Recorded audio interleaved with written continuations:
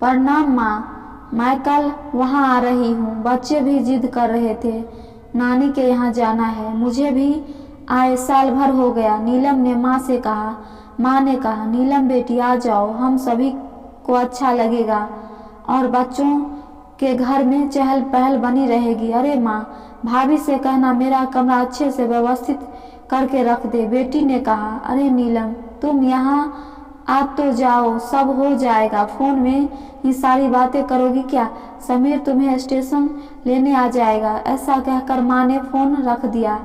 अरे श्वेता बहू, नीलम बेटी का फोन आया था, वह कल आ रही है। उसका कमरा व्यवस्थित कर देना। तुम तो उसका स्वभाव जानती हो, सास शारदा जी ने कहा। श्वेता जानती थी, ननद नीलम का मिजाज कुछ अलग ही है। उसे हर चीज समय पर और व्यवस्थित चाहिए रहती है। किसी चीज की कमी उसे पसंद नहीं। मायके में भी मेहमानों का व्यवहार सा रहता है। अपने बच्चों की तो बहुत ज्यादा केयर करती है। नीलम बच्चों सहित आ गई।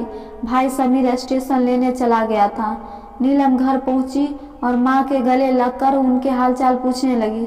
श्वेता तुरंत पानी का गिलास लेकर आई और नीलम से उसका हालचाल पूछने लगी। तभी श्वेता की बेटी खुशी बुआ के पास आकर बैठ गई और पूछा, बुआ मेरे लिए क्या लेकर आई हो? नीलम ने अपने सूटकेस खोली और एक बहुत सुंदर सा ड्रेस खुशी के हाथों में रख दिया। खुशी ड्रेस पाकर बहुत खुश हो गई। बच्चे आपस में खेलते हुए मस्ती करने लगे। तभी नीलम ने कहा, श्वेता भाभी, हमारा कमरा व्यवस्थित है ना? पिछली बार आई थी तो कूलर काम नहीं कर रहा था, गर्मी में पंखे में ही सोना पड़ा था। एसी तो आपके कमरे में ही लगा है। श्वेता ने हंसते हुए कहा, नीलम दीदी, इस बार आप हमारे कमरे में सो जाना, हम लोग दूसरे कमरे में सो जाएंगे, आपको कोई परेशानी ना होगी। शारदा जी सब सुन रही थी। उन्होंने तुरंत नीलम से कहा, अरे बेटिया, इस बार तुम्हारे समीर भैया ने नया कूलर ले लिया है, तुम आराम से रहना। अरे माँ, मैं तो भाभी से यूं ही मजाक कर रही थी, नीलम ने कहा। श्वेता जानती थी नीलम हर बात में उसे ताना मारती है, पर वो चुप रहती। श्वेता चाहती थी कि नीलम दीदी जितने दिन खुश रहे, उन्हें किसी बात की तकलीफ न हो, क्योंकि अब पिताजी भी नहीं रहे, उन्हें पिता की कभी कमी महसूस न हो। श्वेता हर तरह से खुश रखने की कोशिश करती। समीर बाजार जाकर काफी सारा घर का किराना और बच्चों के लिए चॉकलेट मिठाई ले आया। एक दिन दोपहर के वक्त सब खाना खा रहे थे और श्वेता गरम गरम पूरी तल रही थी।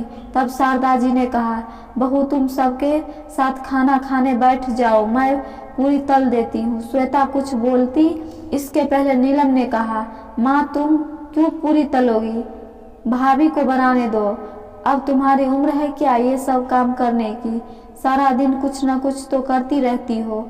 श्वेता ने सास की तरफ देखते हुए कहा, माँ जी आप खाना खा ले, मैं बाद में खा लूंगी। नीलम आराम से मायके में दिन गुजार रही थी। समीर भी छुट्टी के दिन सब परिवार घूमने और होटल ले जाता। एक दिन बातों ही बातों में नीलम ने से पूछ ही लिया, भाभी आप मायके नहीं जा रही? जवाब देते हुए श्वेता ने कहा, मैं तो अभी जाने ही वाली थी, क्योंकि मेरे पिताजी की तबीयत ठीक नहीं चल रही है, पर आपका फोन आ गया सो मैंने जाना कैंसिल कर दिया। माँ जी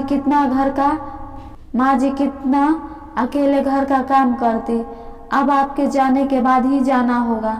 अच्छा क्या भाभी आपने जो मायके नहीं गई, ससुराल से तो मैं थक हारी आती हूँ, फिर मायके में पूरा आराम करनी चाहिए ना, वरना मैं नहीं आती, नीलम ने कहा। नीलम दीदी आपकी भी तो ननद आती होगी, तब उन्हें भी पूरा आराम मिलता होगा, क्यों? श्वेता ने पूछा। नहीं भाभी, मैं तो साफ साफ कह देती हूँ, मुझसे अकेले काम नहीं होगा, उन्हें मदद तो करवानी ही होगी। इतने लोगों का खाना मैं अकेले कैसे बना सकती हूँ? नीलम हाथ हिलाते हुए बोली। शारदा जी चुपचाप सब सुन रही थी। उन्होंने तुरंत नीलम से कहा, फिर यहाँ अपनी भाभी का हाथ क्यों नहीं बटाती, वो भी तो अकेले काम से थक जाती होगी। अरे माँ, तुम तो अपनी बहू का पक्ष लेने लगी, ऐसा है तो मैं चली जाती हूँ, भाभी पर बोझ नहीं बनती, नीलम ऐसा कहते हुए रोने लगी। श्वेता जानती थी यह तो उनकी हर बार की आदत है, थोड़ा भी कुछ कहो बुरा मान कर रोने लगती है। श्वेता ने बात संभालते हुए कहा, अरे दीदी, माँ जी का ये मतलब नहीं था, आप तो आराम से रहिए, मुझे तो आदत है काम करने की, आप तो हर साल आती है, मैंने कभी कोई शिकायत की है भला। एक दिन शारदा जी अपने कमरे में आराम कर रही थी, तभी नीलम ने अंदर आते ही पूछा, माँ भाभी नजर नहीं आ रही, कहीं बाहर गई है क्या? हाँ नीलम, बहू कर गई है, कुछ देर में आ रही हूँ, शारदा कुछ काम से गई होगी, माँ ने बताया। नीलम ने कहा, माँ तुम्हारा गला कैसे खाली है, चेन नहीं पहनी, कहीं भाभी ने तो नहीं रख ली? शारदा जी कुछ कहने ही जा रही थी कि इतनी में श्वेता कमरे में दाखिला देते हुए कहा, लीजिए माँ जी आपका चेन। शारदा जी ने नीलम से कहा, ये रही मेरी चेन, कुछ दिनों पहले टूट गई थी, जो बहू उसे ठीक करवा कर ले आई। नीलम आगे कुछ न बोल पाई। एक दिन श्वेता की तबीयत बिगड़ गई और तेज बुखार था। समीर तुरंत हॉस्पिटल ले गया। डॉक्टर ने देखते हुए कहा, श्वेता को टाइफाइड हो गया है और अस्पताल में भर्ती करना पड़ेगा। समीर ने तुरंत माँ को फोन करके सारी बातें बता दिया। शारदा जी नीलम को सारी बातें कहकर तुरंत हॉस्पिटल पहुंची। शारदा जी श्वेता के सिरहाने बैठी उसे तसल्ली दे रही थी, कुछ दिनों में सब ठीक हो जाएगा। शारदा जी ने समीर से कहा, तुम घर ले आओ, घर में नीलम और बच्चे हैं, नीलम से कहना श्वेता के लिए खिचड़ी बना दे। अब घर की सारी जिम्मेदारी नीलम पर आ चुकी थी और पर वो करती क्या, उसने सबके लिए खाना बनाया और भाभी के लिए खिचड़ी बनाकर समीर के हाथों हॉस्पिटल भेज दी। शारदा जी ने श्वेता को खाना खिलाया और घर वापस आ गई। घर आकर देखा नीलम काम कर रही थी और बच्चे भी कमरे में चुपचाप खेल रहे थे। माँ के आते ही नीलम ने पूछा, भाभी की तबीयत कैसी है? शारदा जी ने कहा, श्वेता काफी कमजोर हो गई है, कुछ दिन हॉस्पिटल में रखना पड़ेगा, तुम तो अब यही हो, मुझे किसी बात की चिंता नहीं, तुम घर संभाल लेना।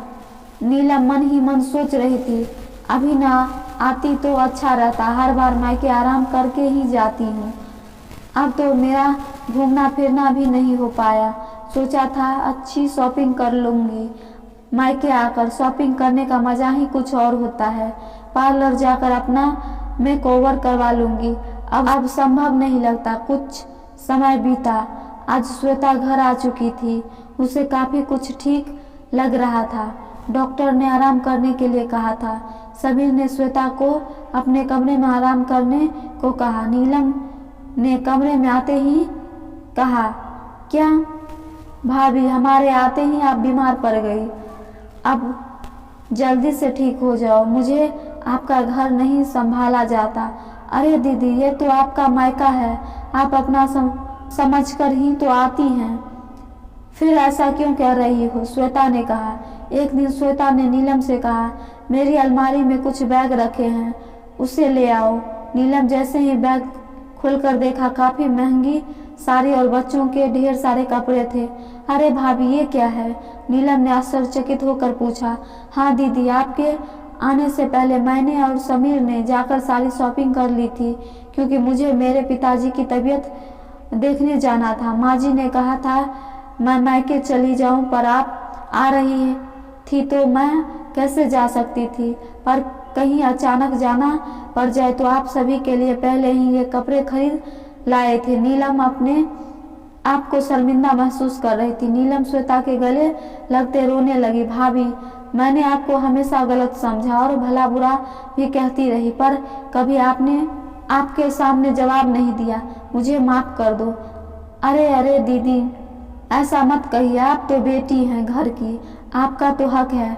अब तो मेरी तबीयत ठीक है, हम सब घूमने फिरने चलेंगे और खूब शॉपिंग करेंगे। शारदा जी सब देख सुन रही थी कि श्वेता कितनी समझदार और सुलझी बहू है। ननद को हमेशा बहन ही मानती रही। समीर ने कभी उसे पिताजी की कमी महसूस न होने दी, उसकी हर चीज का बेखूबी ध्यान देता रहा, पर नीलम ने भाभी को कभी वो महत्व नहीं दिया जिसकी वो हकदार थी। श्वेता जैसे ही काम करने किचन में जा रही थी कि नीलम ने हाथ पकड़ते हुए कहा, भाभी जब तक आप पूरी तरह से ठीक नहीं हो जाती मैं किचन संभाल लूंगी। मैं अभी काफी दिन रुकने वाली हूँ। श्वेता ने कहा, नीलम दीदी आपकी जब इच्छा हो तब आ जाया करे, पर मायका को मायका ही समझे, न कि मेहमान बनकर आए। तभी प्यार और अपनापन का रिश्ता बना रहेगा। मायके में माँ के बाद भाभी ही सब कुछ होती है। उनसे प्यार और अपनापन का रिश्ता बनाकर रखे ताकि मायका में कभी बोझ न समझा जाए।